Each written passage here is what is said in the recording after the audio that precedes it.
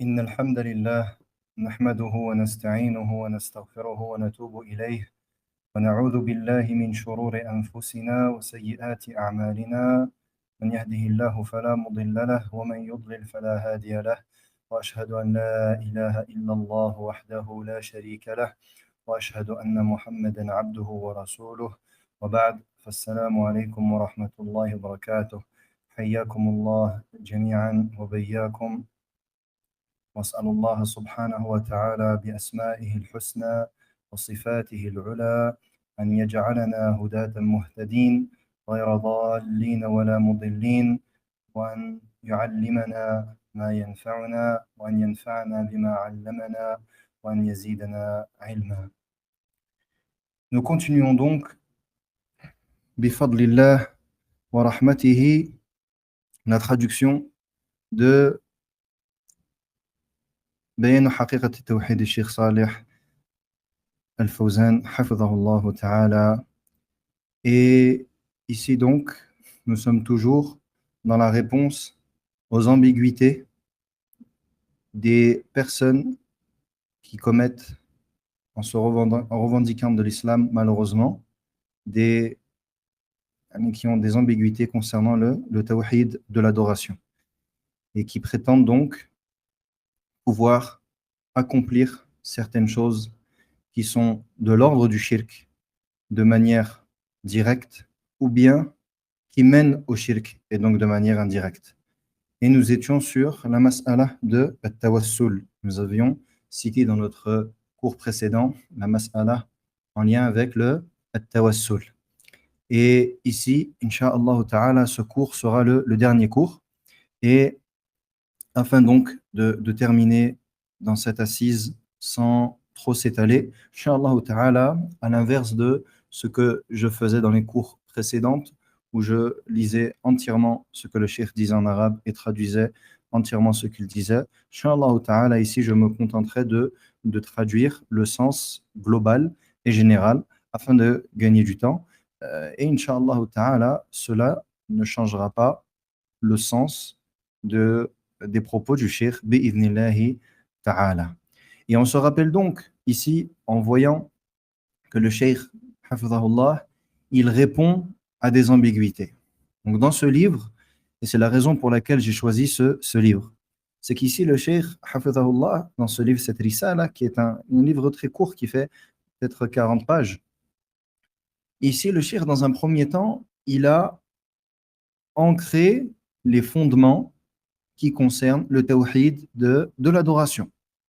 Et après donc avoir clarifié le véritable sens du tawhid et mis en garde et avoir mis en garde contre le shirk et ce qui y amène, eh bien il répond. Pourquoi est-ce qu'il répond?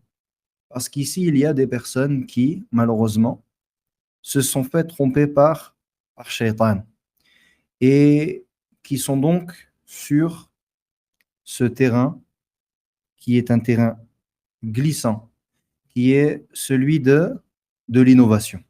Et les innovations sont les pires choses de notre, qui peuvent être accomplies. Et les pires innovations sont les innovations qui sont en lien avec le tawhid. Et les innovations sont toutes un mal. Il n'y a pas chez Ahl Sunnah wal Jama'ah de distinction entre al-bid'a al-hasana et al-bid'a al-sayyi'ah. Il n'y a pas de bonne et de mauvaise innovation en islam. Ceci est un taqsim qui a été propagé et inventé par les innovateurs afin de rendre crédibles leurs innovations. Donc, qu'est-ce qu'ils font? Ils te disent non, attention, il y a des bid'a hasana et des bid'a sayyi'ah. Et ça, le fait de dire ça, c'est une bid'a. Parce qu'il n'y a pas de distinction entre les bonnes ou les mauvaises innovations. Et tu vois ici donc que le cheikh hafidhahullah, comme ceci est le credo des ulama et des prophètes avant eux, il réplique aux ambiguïtés des personnes qui sont en contradiction avec la religion d'Allah. Et Allah subhanahu wa ta'ala lui-même dans le Coran, il réplique aux ambiguïtés. Il réplique aux ambiguïtés des Yahoud. Il réplique aux ambiguïtés des Nasara, des juifs et des chrétiens. Il répond aux ambiguïtés des polythéistes. Et il répond aux ambiguïtés des polythéistes qui étaient vivants à l'époque au moment de la révélation et ceux des communautés précédentes. Et Allah tabaraka wa ta'ala, il leur répond. Et il leur répond avec des manières différentes, avec un usloub qui est différent à chaque fois, avec donc un style différent. Et le prophète sallallahu alayhi wa sallam également, et les sahaba radiyallahu anhum, lorsque les hommes sont venus, deux personnes sont venues voir Abdullah ibn Umar radiyallahu anhu, ils l'ont questionné à propos de un groupe qui était apparu et qui ont dit Innal amra unuf. Ils disent que le destin, il est al-qadariyah, qui disent que le destin, il est forcé. Eh bien, Ibn Umar radiyallahu anhu, il a dit annoncez-leur que je me désavoue d'eux et qu'ils ils se désavouent également de moi. Et il a ensuite répliqué et il a apporté la preuve dans sa réplique. Et donc on voit que ceci est un manhaj rabbani, que c'est un manhaj qui est un manhaj divin. Parce que ceci est la voix d'Allah subhanahu wa ta'ala. Et c'est la voix du prophète sallallahu alayhi wa sallam. Et c'est pour cela que les savants, ils portent donc attention, une grande attention à la réplique aux ambiguïtés des innovateurs et aux erreurs des musulmans, car toute personne qui fait une innovation n'est pas forcément innovateur. Certaines personnes tombent dans ces choses-là par ignorance. Et donc, le rôle du savant, le rôle en priorité, le rôle des étudiants en sciences et le rôle de tout musulman en vérité, même si c'est à une échelle moindre, c'est quoi? C'est de faire le rappel et de clarifier les choses et de montrer la voie du droit chemin et d'éclaircir celle-ci aux gens. Et chacun doit prendre cette responsabilité en fonction de ses capacités et de ses moyens, sans exagération et sans négligence. Le savant, il doit clarifier les choses de manière détaillée et à grande échelle. Et il lui sont permis certaines choses, telles que le fait de lire les livres des innovateurs afin de leur répliquer ce qui ne nous est pas permis. Ce qui n'est pas permis à l'étudiant en sciences qui n'est pas qui n'a pas un grand niveau et qui est encore moins permis à un musulman de la masse. Et il écrit, il fait des livres, le savant, et il réplique. Et l'étudiant en sciences, il propage. Il propage la parole des ulama, propage la parole des sahaba, radiallahu anhum. Il propage.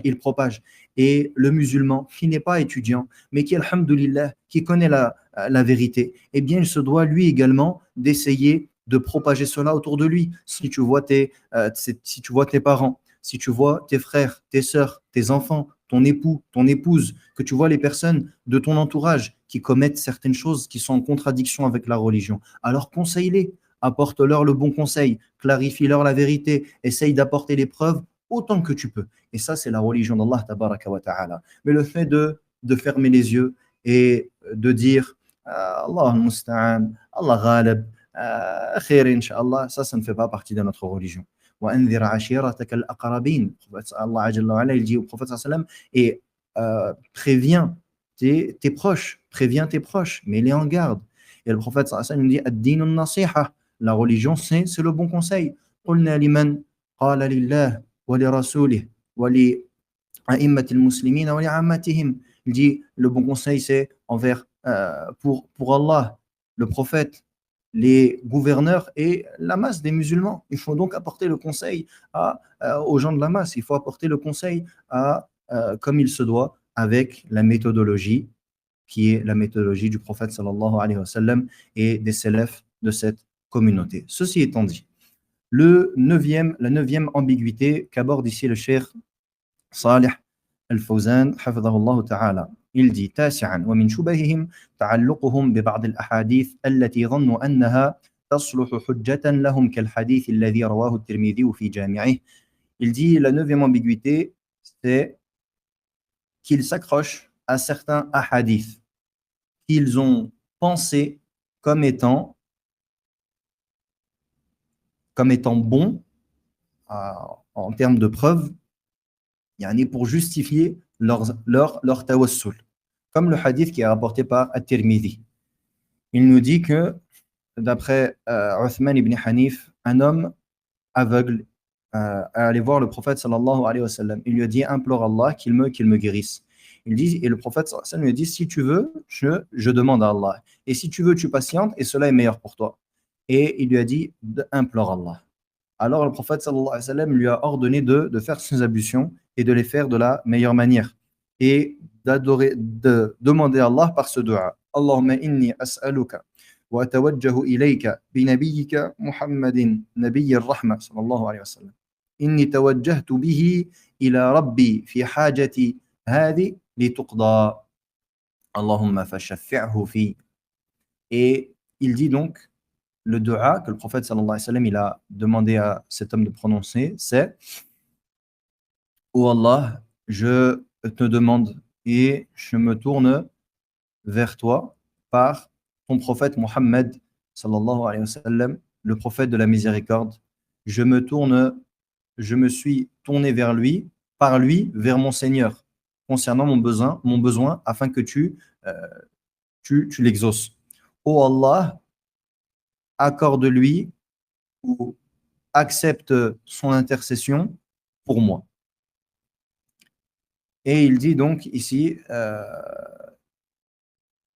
At-Tirmidhi, rahimahullah, ils ont dit ceci est un hadith dans lequel il y a le fait de se tourner vers Allah et demandé par le prophète Mohammed sallallahu alayhi wa sallam. Il dit la réponse concernant ce hadith qui, en apparence, peut effectivement porter, pour celui qui n'a pas la science, porter à confusion et peut être considéré peut-être comme une preuve qui justifie le caractère légiféré de At-Tawassul. Et le cheikh, il dit, la réponse en cela, et c'est de dire, si ce hadith est authentique, alors ce hadith ce n'est pas une preuve. Il dit car cet aveugle-là, lorsqu'il a demandé du prophète sallallahu alayhi wa sallam, il a demandé donc au prophète alayhi wa sallam de lui faire ad-du'a, de lui faire ad-du'a. Et ensuite, il s'est tourné vers Allah par l'invocation du prophète sallallahu alayhi wa sallam en sa présence. Et cela est permis. Ici, le prophète sallallahu alayhi wa sallam était présent et il était vivant. Et il a fait le dua alors qu'il était donc présent ici, le prophète sallallahu alayhi wa sallam. Il dit ceci est permis, que tu te rendes vers un homme pieux, vivant, et que tu lui demandes demande à Allah pour toi. Tu vas avoir une personne pieuse. Peut-être que tu as ton père qui, masha'Allah, est sur la sunnah, que tu connais comme étant quelqu'un de bien, ou ton frère, ou ta sœur, al-muhim quelqu'un de pieux, tu lui dis, Ya Foulan, fais dua pour moi. Il dit, ceci est permis, cette personne elle est pieuse et vivante. Il dit, il n'y a pas dans ce hadith ce qui prouve le caractère permis de at-tawassul et le fait de se tourner vers les morts et les personnes absentes. Et le prophète sallallahu alayhi wa sallam a ordonné à cet homme-là de demander à Allah qu'il accepte l'intercession du prophète sallallahu alayhi wa sallam. Et ça, cela comporte la demande d'intercession d'Allah tabaraka wa ta'ala. Et ça, c'est permis. Et il dit, et il a demandé la guérison qui vient d'Allah seul.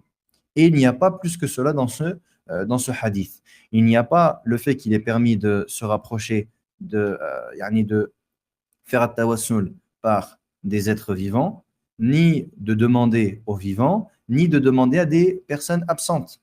Et ils se sont appuyés, entre autres, sur des hadiths qui sont inventés. Comme vous le savez, ça c'est ma parole, tout hadith n'est pas authentique.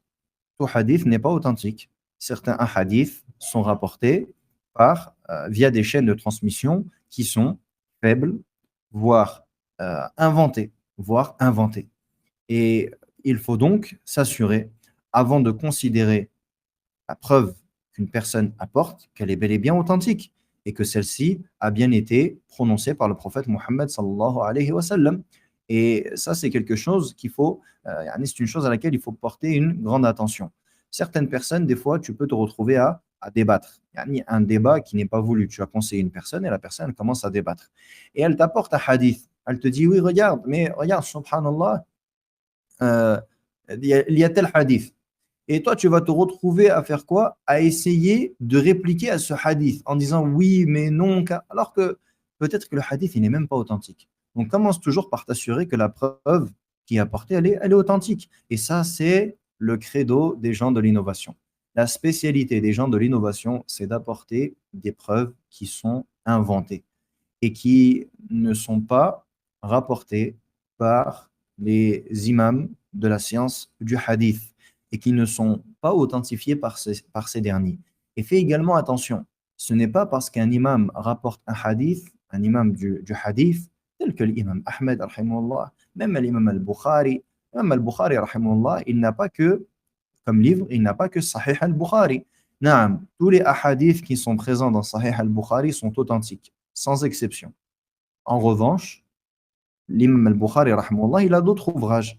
Il a Al-Adab al-Mufrad, concernant le comportement. Il a Al-Tarikh al-Kabir, etc., etc. Et ces ouvrages-là, l'imam al-Bukhari n'a pas exigé dans ces derniers, il ne s'est pas imposé, il n'a pas exigé envers lui-même les mêmes les exigences qu'il a eues concernant le sahih. Le sahih, il a été de l'exigence la plus haute. Il s'est imposé une très grande, il s'est imposé quelque chose de très restrictif concernant le choix des rapporteurs du hadith. C'est pour cela que le livre le plus authentique après la parole d'Allah Jalla wa Ala, c'est Sahih al-Bukhari et ensuite Sahih Muslim. Mais dans ses autres ouvrages, il ne s'est pas imposé les mêmes conditions. C'est pour cela qu'il n'a pas appelé l'adab al-mufrad as-sahih fil adab al-mufrad, par exemple. Il n'a pas appelé l'authentique. Alors que son livre, il l'a appelé al-jami' al-sahih, le recueil authentique. Et donc, il faut faire attention à cela. Donc, on se questionne toujours sur l'authenticité des hadiths et cela doit être une priorité lorsque l'on souhaite accepter ou rejeter une chose. Et alhamdulillah, lorsque nos ulama de la sunna, ils nous rapportent des hadiths, dans la majorité des cas, ils sont toujours authentiques. Et si jamais ils rapportent peut-être un hadith qui est daïf ou autre, cela ne sera jamais concernant la croyance. Et si même c'est le cas, ce ne sera jamais en contradiction avec les textes authentiques. Donc il ne faut pas être non plus dans un extrême à toujours chercher est-ce que le hadith est authentique lorsque celui-ci il vient des savants. Lorsqu'il vient des ulama de la sunnah, alhamdulillah, le hadith, incha'Allah ta'ala, il est authentique. Et si jamais il y a quelque chose qui te paraît bizarre, entre guillemets, c'est uniquement dû à la compréhension, notre compréhension, qui n'est pas la compréhension des savants et qui ne nous permet pas de cerner les choses de manière totale. Naam. Ensuite, donc, il dit qu'il se base souvent sur d'autres hadiths qui ne sont pas authentiques et ici que l'on n'a pas besoin de citer. Sachez que tous les hadiths dans lesquels il y aurait potentiellement un appel au shirk sont évidemment des hadiths mensongers. Il est impossible que le prophète sallallahu alayhi wa sallam, al-ma'soum, celui qui est ici à l'abri de toute erreur concernant la transmission de la religion d'Allah Ta'ala, ils viennent avec des hadiths qui ne sont pas qui vont en opposition avec le tawhid. Ceci est impossible. عاشرا ومن شبههم أيضا اعتمادهم على حكايات ومنامات. Dixièmement, et ce point il est important, parmi leurs ambiguïtés également, les gens de l'innovation qui sont souvent des soufis, qu'est-ce qu'ils font? Ils se reposent sur des histoires et des rêves. Et ça, ya ibadallah, c'est une catastrophe, c'est un fléau. Et malheureusement, c'est très répandu. Il va te dire, notre cheikh Oulan, il a vu dans son rêve telle chose. Et une lumière lui est apparue. Et cette lumière qui lui est apparue, elle lui a dit, Masha'Allah, Allah t'a fait rentrer au paradis. Sais-tu pourquoi? Il va lui dire pourquoi? Il dit parce que tu as été toute ta vie vers la tombe d'un tel ou telle chose. Allahu Akbar. L'autre va te dire j'ai vu la lumière. J'ai vu Allah. Ils font la Sophia. Allah al-Musta'an. Les rêves et les histoires ne sont aucunement des preuves qui tiennent debout et sur lesquelles on peut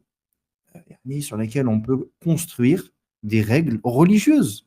Ceci n'est pas de notre religion. Cela ne fait pas partie de notre religion. Subhanallah. Et ça, on le retrouve beaucoup chez Sophia, même les tablirs. Les tablirs, eux, c'est les histoires. C'est des conteurs d'histoires. Nous étions perdus avec les frères, on était en khourouj, et la voiture allait tomber en panne.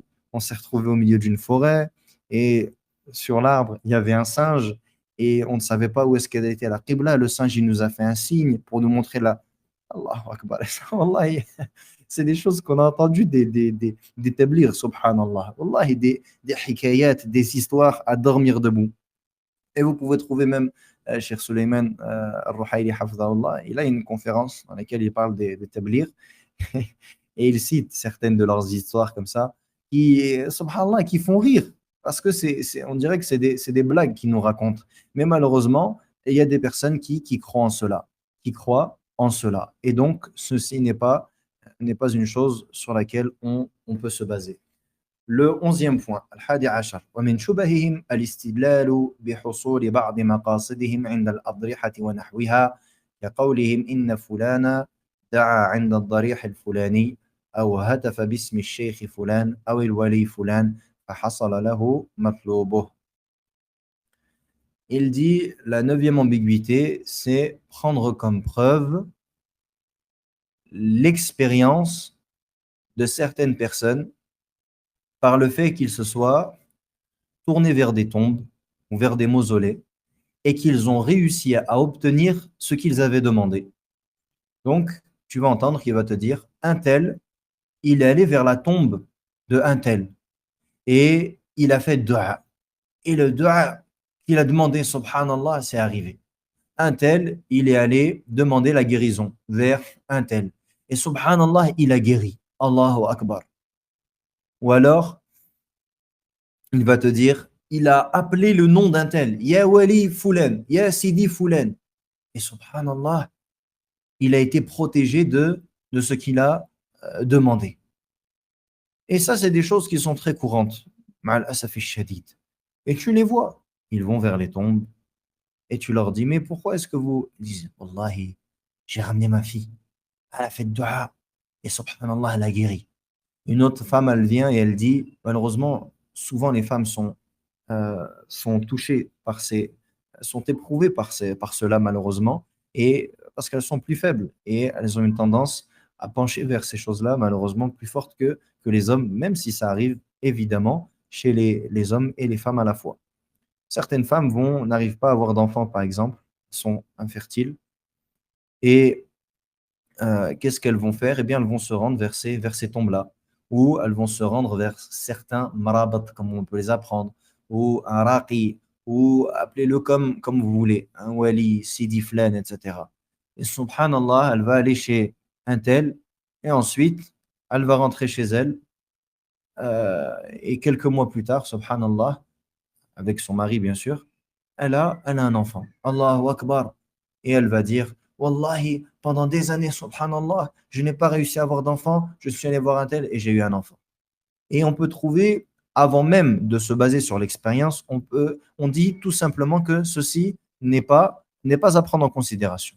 Pourquoi? Parce qu'Allah subhanahu wa ta'ala nous a informé que ces personnes-là, elles ne causent ni de tort ni de bien. Donc, à partir du moment où Allah tabaraka wa ta'ala, il nous informe que c'est tout ce qui est en dehors de lui ne peut causer de tort ni apporter de bien, eh bien, nous disons cela n'est pas possible. Cela n'est pas possible et c'est permis. Cela n'est pas possible, yani, que ce soit par cette cause-là, comme elle a été faite, que ceci est arrivé. Et on dit que cela n'est pas permis. Et on dit plutôt que, en vérité, tout ce qui t'est arrivé, c'est quoi?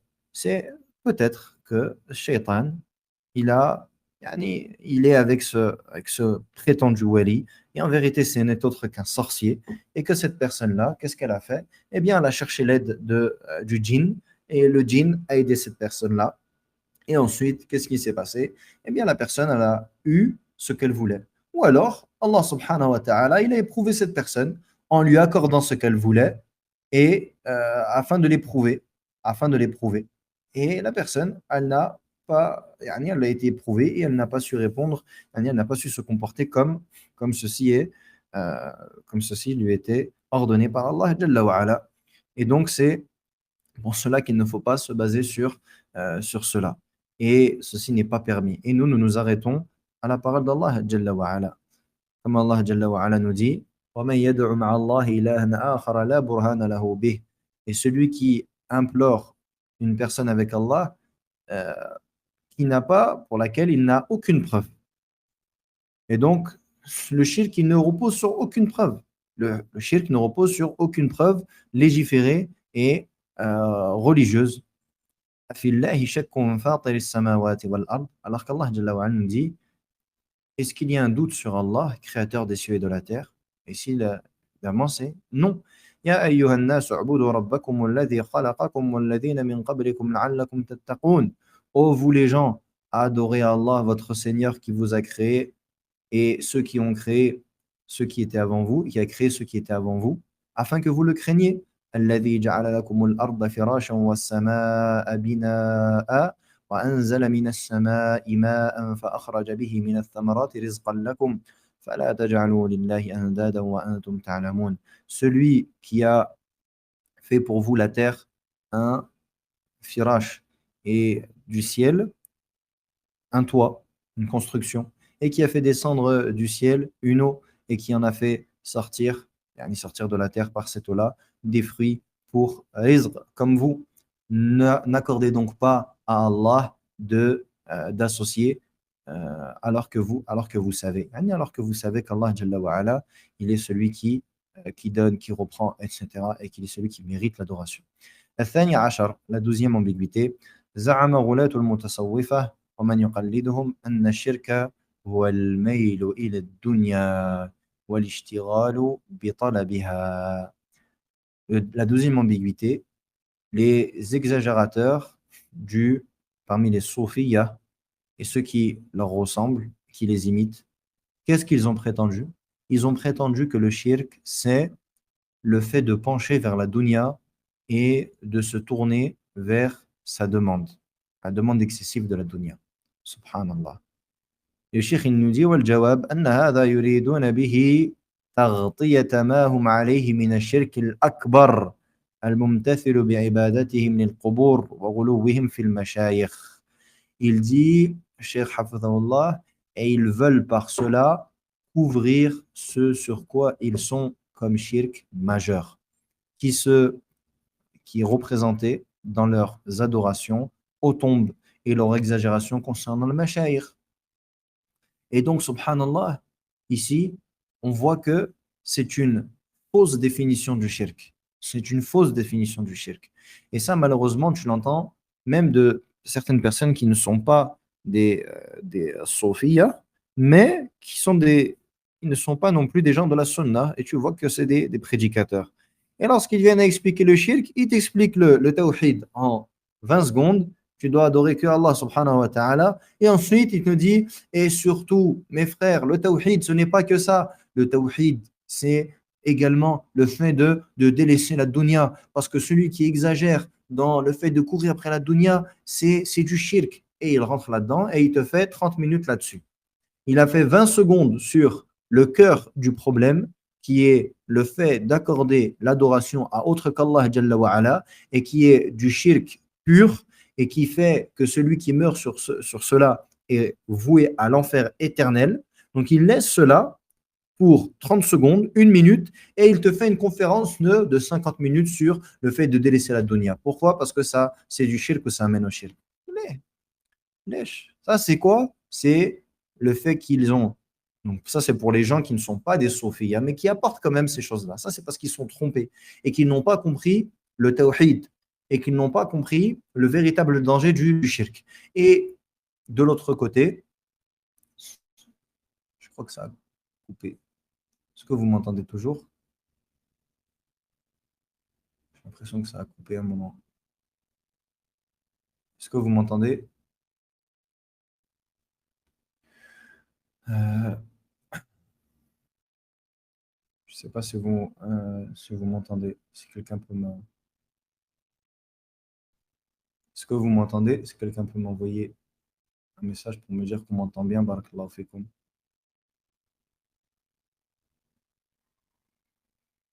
Ah, ok, vous m'entendez bien. Taïb, barakallahu fikum. Du coup, je disais donc, on voit le bot, je disais, barakallahu fikum, que cette exagération-là, qui est euh, concernant le fait de définir le shirk comme étant soit donc de le définir clairement comme cela, et ça c'est le cas de Sophia, comme le shirk ici l'a cité, et ils te disent cela, pourquoi? Pour justifier leur adoration de autre qu'Allah Jalla wa Ala. Ils vont adorer les tombes, ils vont adorer les saints, etc., etc. Ou alors les personnes qui entendent, les personnes qui ne sont, qui ne sont pas, qui n'ont pas un tawhid qui a été ancré dans leur cœur et qui n'ont pas appris le tawhid véritablement comme il convient et comme il se doit. Et donc ça fait partie des ambiguïtés qui sont frauduleuses, des ambiguïtés qui ne sont pas justes. Et ici, il faut donc également, je fais une parenthèse pour dire que faites attention. Certaines personnes qui ne sont pas sur la sunna ne vont pas se revendiquer clairement de as-Sofiya et ne vont pas afficher clairement qu'ils sont des Sofiya, ou peut-être même qu'ils ne vont pas pratiquer at-tasawwuf. Mais qu'est-ce qu'ils vont faire? Ils vont s'asseoir avec ces personnes-là. Et ils vont rediriger les gens vers les livres de as-Sofiya. Et ils vont, subhanallah, se mettre vont s'asseoir avec ces gens-là. Ils vont apparaître avec ces gens-là. Il te dit non, moi je ne fais pas cela. Mais subhanallah, tu es avec eux. C'est pour ça qu'il faut faire attention. Lorsque l'on met en garde contre certaines personnes et qu'on nous dit mais non, regarde, subhanallah, sa aqidah, elle est saine. Il va te dire ça, c'est du shirk. Le tawhid, il se divise en trois. Tawhid al-rububiyya, tawhid al-uluhiyya, tawhid al-asma wa sifat, etc., etc., etc. Et ici, tu vas voir que il a même l'apparence des gens de la sunna. Il va avoir la barbe, il va porter le qamis au-dessus des chevilles, masha'Allah. Et il va te citer même les savants contemporains, Sheikh al-Albani, Sheikh Ibn Baz, Sheikh al-Uthaymin, rahimahumullah ta'ala. Mais tu vas voir que son manhaj, il est frauduleux. Que son manhaj, il est fasid, il est corrompu. Pourquoi? Parce qu'il fréquente les gens de l'innovation. Il s'assoit avec les frères musulmans, il s'assoit avec l'Asha'ira, il s'assoit avec la Sofiya, il s'assoit avec les Tablir, il s'assoit avec toutes les sectes qui existent et il va, dans ses cours, te citer la aqidah d'Ahl Sunnah wal Jama'a concernant le tawhid, les noms, les attributs d'Allah. Mais qu'est-ce que c'est que cette religiosité? Comment acceptes-tu donc, toi, en prétendant faire partie des gens de la Sunna, en citant les savants de la Sunna, comment tu acceptes de t'asseoir avec ces gens-là? Ces gens-là qui, parmi les Soufiyas, adorent autre qu'Allah subhanahu wa ta'ala. Les Ikhwan qui ont détruit les pays musulmans. Les Ikhwan qui corrompent sur terre depuis près d'un siècle maintenant. Ils corrompent la terre, ils corrompent les terres musulmanes.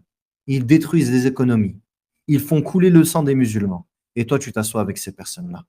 Tu t'assois avec ces gens qui endoctrinent la jeunesse, qui endoctrinent les gens et qui leur apportent une croyance, un manhaj égaré. Comment tu acceptes de t'asseoir avec l'Asha'ira, ceux qui ont commis un crime, qui commettent des crimes concernant la aqidah, concernant les noms et les attributs d'Allah Jalla wa Ala? Comment accepter de s'asseoir avec ces personnes-là? Ces personnes qui commettent des crimes, qui sont des crimes soit idéologiques, soit des crimes palpables. Les frères musulmans, ils ont du sang sur les mains. Ils ont des crimes palpables qu'ils ont commis, lorsqu'ils ont incité les gens à sortir, à se rebeller contre les gouverneurs et qu'il y a eu des centaines et des milliers de morts. Naam. Et ça, c'est loin. Ça, c'est quelques années en arrière et encore aujourd'hui, ça se produit. Et cette personne-là, subhanallah, elle s'assoit avec avec ces gens-là. Comme tu les vois, les Nader Abouanas, les Mohamed Nadir et compagnie, toutes ces personnes que tu vois sur les réseaux sociaux, si ils vont peut-être en apparence affirmer une partie de l'Aqidah comme Ahl Sunnah wal Jama'a, comme ça peut être le cas de Nader Abouanas par exemple, tu verras que leur manhaj, il est complètement égaré. Ils ont un manhaj qui ne tient pas la route. Comment tu peux accepter de t'asseoir avec ces gens-là? Comment tu peux accepter de participer à des assises avec des gens qui appellent à la rébellion contre les frères, contre les dirigeants des pays musulmans? Comment tu peux accepter de s'asseoir avec des gens qui interprètent les noms et les attributs d'Allah, Jalla wa ala, qui vont en contradiction claire avec ce avec quoi est venu le Coran, comme on fait les Yahoud. Yahoud, ils ont dit, ils ont changé, hein, ils ont modifié la parole d'Allah, Jalla wa ala. Eh bien, qu'est-ce qu'ils ont fait, les Ash'ara? Ils ont modifié la parole d'Allah, Jalla wa ala. Ils ont dit, Istawa, Ar-Rahmanu ala arsh istawa, ay istawla. Ah, Ar-Rahman ala arsh istawa, Allah s'est élevé au-dessus de son trône, Allah s'est établi sur son trône. Qu'est-ce qu'ils te disent? Allah, il a conquis son trône. Allahu Akbar. Et ils vont en contradiction avec ce avec quoi est venu le Coran, ce avec quoi est venu le prophète sallallahu alayhi wa sallam, le consensus des salafs et en contradiction avec la langue arabe. Et après, tu t'assois avec ces gens-là. Et tu apparais avec l'apparence de la sunna. Et tu te revendiques de la sunna. Wallahi, tu n'es pas de la sunna. Tu ne fais pas partie des gens de la sunna. Pourquoi? Parce que tu es en contradiction avec les fondements de al-sunnah wal jama'a. Et que ces personnes-là soient contentes ou ne soient pas contentes. Et elles peuvent faire autant de vues qu'elles veulent. Parce qu'auprès d'Allah, Jalla wa ala, ce qui compte, wallahi, ce n'est pas le kathra. Ce n'est pas al-aghlabiyya. Allah subhanahu wa ta'ala, dans le Coran, lorsqu'il parle de la majorité des gens, qu'est-ce qu'il fait Allah Jalla wa ala? Il les blâme. Allah Jalla wa ala, lorsqu'il cite la majorité dans le Coran, c'est pour la blâmer. Et nous, on se fiche des vues. On se fiche du nombre de vues. Ce qui nous importe, c'est notre importance ou bien notre rang auprès d'Allah subhanahu wa ta'ala. Et cette da'wah, elle est pour Allah. Elle est pour Allah. Qul hadihi sabili ad'u ila Allah. Dis ceci est ma voix, j'appelle à Allah. Je n'appelle pas à la voix de un tel ou de Foulen. Je n'appelle pas les gens à suivre Al-Ash'ari, Mohammed ibn al-Hassan al-Ash'ari. Je n'appelle pas les gens à suivre Mohammed Ilyas, des Tablir. Je n'appelle pas les gens à suivre Hassan al-Banna. Je n'appelle pas les gens à suivre Sayyid Qutb. Je n'appelle pas les gens à suivre un tel ou un tel. J'appelle les gens à Allah. Qul hadhihi sabili ad'u ila Allah. Et c'est pour ça que tu trouveras que tous les groupes égarés, ils n'appellent pas à Allah. Ils appellent à leur leader. Ils appellent à leur gourou. Ils appellent à leur secte. Ils n'appellent pas à Allah Jalla wa ala. Et s'ils appelaient à Allah, ils auraient appelé à Allah comme l'a demandé Allah. Qul hadhihi sabili ad'u ila Allah ala basira. Ala basira. Dis ceci est ma voix, j'appelle à Allah avec clairvoyance. C'est-à-dire avec science. Comme l'a fait le prophète sallallahu alayhi wa sallam. Parce que le prophète sallallahu alayhi wa sallam, il a envoyé Mu'adh radiyallahu anhu au Yémen. Il lui dit à Mu'adh, innaka ta'ti qawman ahla kitab. Tu vas te rendre vers des gens qui sont du livre. Parce qu'il a envoyé Mu'adh. فليكن أول ما تدعوهم إليه أن يشهدوا أن لا إله إلا الله. Que la première chose à laquelle tu les appelles soit qu'ils attestent de la ilaha illallah. Et dans une riwaya, أن يوحدوا الله, qu'ils unifient Allah. Voilà comment le prophète sallallahu alayhi wa sallam, il envoyait les sahaba. وإن قبضوا ذلك. Et s'ils acceptent cela, alors appelle-les aux 5 prières. Et informe-les qu'ils ont une zakat, etc., etc. Donc, subhanallah, ça c'est la voie prophétique. Ça c'est la voie prophétique. Mais le fait d'appeler à Allah comme ils le font, hein, en parlant de politique du matin au soir, les gens ils montent sur les manabir, en France, comme ça a été le cas ces dernières semaines, bien qu'on n'y soit pas, mais on connaît leur combine. Qu'est-ce qu'ils font? Ils montent sur les manabir et ils appellent les gens au vote.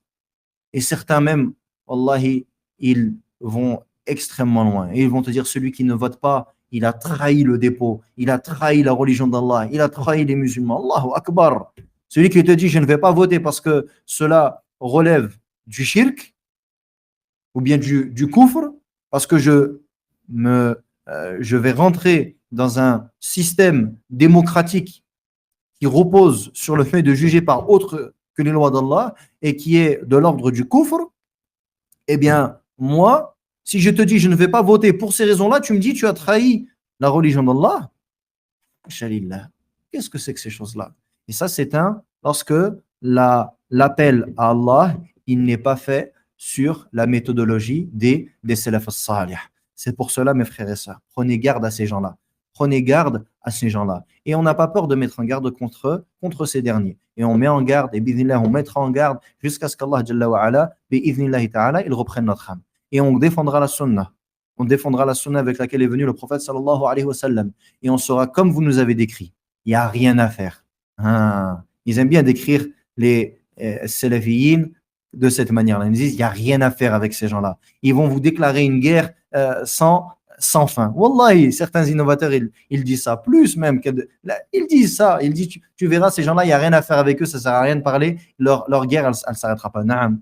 Notre guerre contre vous, elle ne s'arrêtera pas. Parce qu'on vous attaque pour Allah. On défend la religion d'Allah, Jalla wa ala. Et ça, c'est ce que faisaient les salafs. Ça, c'est ce que faisaient les salafs, rahimahumullah wa radiyallahu anhum, ainsi que les premiers parmi eux, les sahaba, et à leur tête, le prophète Mohammed sallallahu alayhi wa sallam, parce qu'il a combattu les mécréants. Ya ayyuhan nabiyyu jahid al-kuffara wal munafiqin waghluz alayhim. Ô prophète, combat qui? Les polythéistes et les hypocrites, et sois dur envers eux. Et les savants, comme cela ne vous échappe pas, ont fait que les gens de l'innovation, dans l'ensemble, ils reprennent dans l'ensemble beaucoup de caractéristiques des hypocrites, et que notre comportement envers eux, dans de nombreuses choses, il ressemble au comportement que l'on doit adopter envers les hypocrites. Naam. Ensuite, le cheikh, hafidahullah, il nous fait une conclusion, et on s'arrêtera là, Inch'Allah ta'ala. Il nous dit وَبَعْدْ فَإِنَّ الشِّرْكَ هُوَ أَعْظَمُ أَنْوَاعِ الظُّلْمِ قال الله تعالى إِنَّ الشِّرْكَ لَظُلْمٌ عَظِيمٌ. Il dit certes, le polythéisme est la plus grande des formes d'injustice. Allah ta'ala nous dit إِنَّ الشِّرْكَ لَظُلْمٌ عَظِيمٌ. Et certes, le shirk est une injustice immense. Et il nous dit que le shirk, celui qui meurt sur celui-ci, ne sera pas touché n'obtiendra pas le pardon d'Allah tabaraka wa ta'ala. Inna Allah la yaghfiru an yushraka bih wa yaghfiru ma duna dhalika liman yasha. Allah ne pardonne pas qu'on lui associe quoi que ce soit, et il pardonne en dehors de cela à qui il veut. Et on demande à Allah subhanahu wa ta'ala de nous faire mourir sur le tawhid. Et le polythéiste, il sera interdit au paradis. Il sera interdit du paradis éternellement. قال تعالى إنه من يشرك بالله فقد حرم الله عليه الجنة ومأواه النار. Celui qui associe à Allah, Allah certes lui a interdit le paradis et son refuge sera l'enfer. والعياذ بالله. إن المشرك نجس لا يحل دخوله في حرم الله. Et le polythéiste est une impureté. Il n'a pas le droit de rentrer dans le haram d'Allah, yani al-bayt al-haram, la mosquée sacrée, al-Kaaba, yani la mosquée sacrée qui est la mosquée de Mecca, yani le haram. Ya ayyuha alladhina amanu innama al-mushrikuna najas fala yaqrabu al-masjid al-haram ba'da 'amihim hadha. Ô vous qui avez cru, certes les polythéistes sont une impureté, qu'ils n'approchent pas le masjid al-haram après cette année-là. Yani lorsqu'Allah avait dit ce verset. Inna al-mushrika halal ad-dam wal-mal. Et certes les polythéistes, son sang et ses biens sont licites. فإذا انسلخ الأشهر الحرم فاقتلوا المشركين حيث وجدتموهم وخذوهم واحصروهم واقعدوا لهم كل مرصد فإن تابوا وأقاموا الصلاة وآتوا الزكاة فخلوا سبيلهم. Et Allah Ta'ala nous dit, et lorsque les mois sacrés se terminent, alors tuez les polythéistes où qu'ils se trouvent et prenez-les, encerclez-les et mettez-vous sur leur chemin à tout endroit. Et s'ils se repentent et qu'ils accomplissent la salah et donnent la zakah, alors laissez leur chemin. Et ici, il n'est en aucun cas un appel à s'en prendre aux polythéistes de manière générale. Ceci n'est pas permis. Ici, cette ayah elle doit être prise évidemment avec les règles qui la concernent. Ici, ce verset, il est un ordre au prophète sallallahu alayhi wa sallam avec les conditions qui sont accompagnées et que le prophète sallallahu alayhi wa sallam connaissait. Mais il ne t'est pas permis à toi ou à moi ou à quiconque de dire Allah tabaraka wa ta'ala nous a permis de tuer les polythéistes où qu'ils soient, tu sors et tu accomplis des meurtres. Non, Shawakallah, c'est pas ce qui nous est dit ou ce qui est voulu par cette ayah, je précise. Innal mushrika qad dhalla dhalalan mubina wa iftara ithman 'azima. Innal mushrika qad inhatta min sumuw at-tawhid. Et certes, le polythéiste s'est égaré d'un grand égarement et il a inventé un grand mensonge et il est descendu de l'élévation du tawhid. وَمَن يُشْرِكْ بِاللَّهِ فَكَأَنَّمَا خَرَّ مِنَ السَّمَاءِ فَتَخْطَفُهُ الطَّيْرُ أَوْ تَهْوِي بِهِ الرِّيحُ فِي مَكَانٍ سَحِيقٍ. Et celui qui associe à Allah, alors c'est comme si il était dans les cieux et que et qu'il a été pris par les oiseaux et qu'il a été emmené par le vent dans un endroit lointain. Yani qu'il est égaré et que son égarement il est profond et lointain.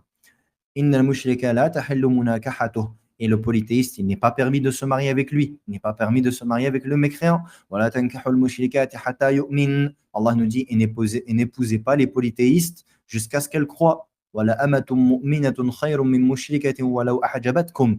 Et une esclave croyante est meilleure qu'une polythéiste, même si celle-ci vous plaît. Wala tunkihul mushrikina hatta yu'minu. Et n'épousez pas les polythéistes jusqu'à ce qu'ils croient. Wala abdun mu'minun khayrun min mushrikin walau a'jabakum. Et un esclave croyant est meilleur qu'un polythéiste, même s'il vous plaît.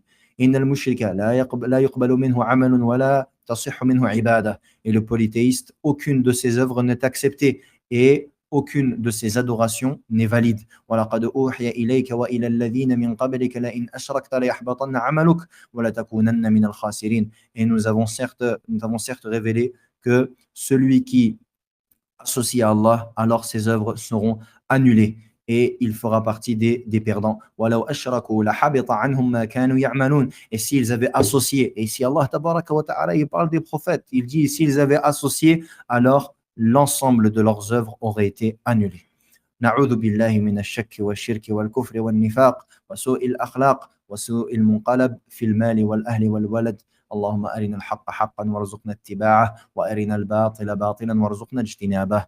Nous recherchons auprès d'Allah la protection contre le doute, le shirk, le kufr, l'hypocrisie, les mauvais comportements, la mauvaise fin et les mauvaises choses qui pourraient subvenir de nos biens, de nos familles, de nos enfants. Oh Allah, montre-nous la vérité et accorde-nous son suivi. Et montre-nous le faux et accorde-nous son délaissement. Subhana rabbika rabbil izzati amma yasifun wa salamun ala al-mursalin walhamdulillahi rabbil alamin. Subhanahu wa ta'ala amma yushrikun. سبحانه وتعالى عما يقولون علوا كبيرا وصلى الله على نبينا محمد وعلى آله وصحبه أجمعين.